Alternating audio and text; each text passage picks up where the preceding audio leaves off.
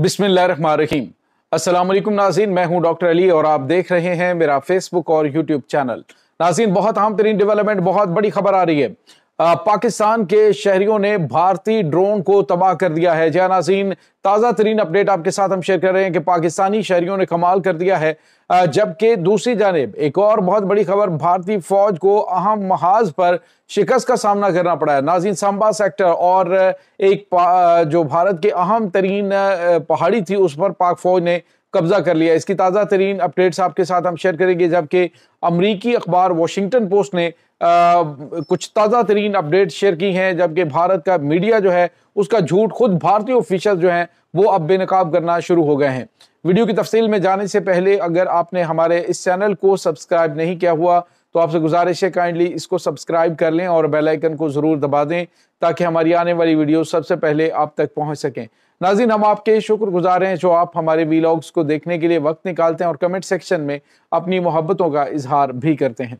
नाज़रीन, इस वक्त पाकिस्तान और भारत के दरमियान लाइन ऑफ कंट्रोल पर शदीद कशीदगी पाई जा रही है और पाकिस्तान की जानिब से मुसलसल हमले भी किए जा रहे हैं। जो भारत की जानिब से हमला किया जाता है उसका मुंह तोड़ जवाब दिया जाता है और कई गुना ताकत से।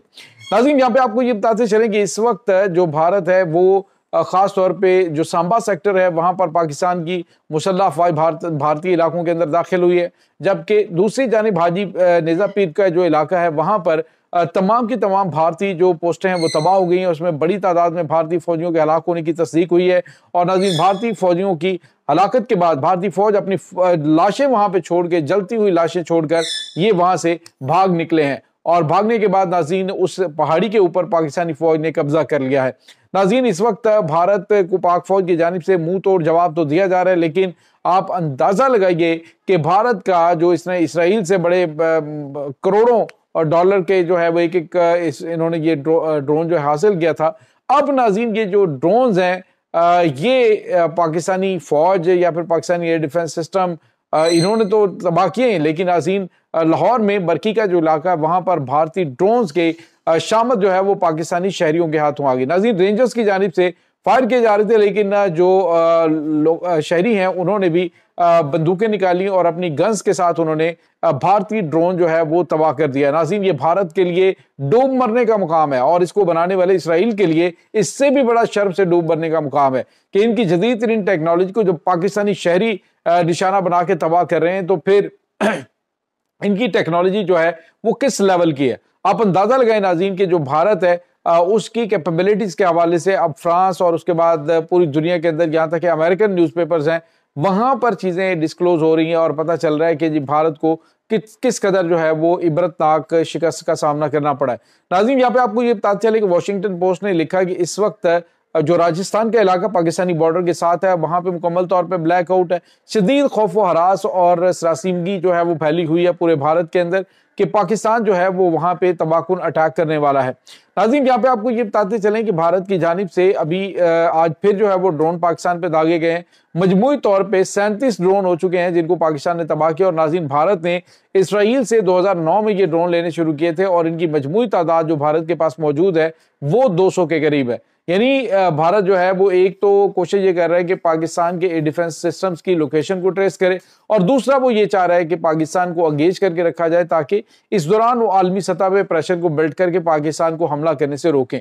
लेकिन नाज़रीन, पाकिस्तान ने अभी तो फिलहाल अगर हमला नहीं किया हुआ तो ये सूरत हाल है कि इनके त्यारे पे त्यारे गिर रहे हैं। एक और खबर भी आ रही है नाज़रीन की जिसमें भारत के मीडिया की जानिब से जो हाइप क्रिएट करके कहा गया कि ये ले जनाब वहां पे तबाही मच गई, खासतौर पे मेजर गौरव आर्या जो बड़े मुंह उठा के बातें कर रहा था, तो नाज़रीन उसको अब थप्पड़ पड़ा है खुद इनके अपने दफ्तर खारजा की जानिब से। उन्होंने कहा कि भारतीय मीडिया कर क्या रहा है, हमारी फौज कोई पाकिस्तान में दाखिल नहीं हुई है, ना हमने इनका F-16 जंगी त्यारा गिराया है, ना हमने जो है वो कराची वाली साइड से हमला किया है, ना हमने नेवल हेडक्वार्टर के ऊपर अटैक किया है। तो ये जो खबरें भारतीय मीडिया के ऊपर है नाज़रीन, इस वक्त उसको खुद भारत का जो दफ्तर खारजा है वो डिनाई कर रहा है। और अब जो है वो सोशल मीडिया के ऊपर भी लोग इनकी दुर्गत बनाना शुरू हो गए कि आप टीवी जो है वो स्विच ऑफ कर दें।